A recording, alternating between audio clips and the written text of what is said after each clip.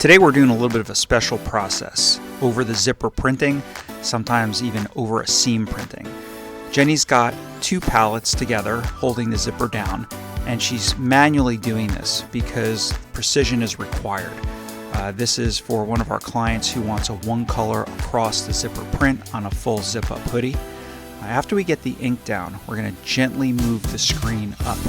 We're going to do that slowly because we're putting down a lot of ink. It's going to stick a little bit to the screen, as you can see here. But look at that print. Nice, crisp, and right over the zipper. We're going to take that off the palette for you. Get a close look at that. Look at how huge that print is. No smudging, right over the zipper. I'm going to put it through the dryer, and it will be ready to ship out to the client.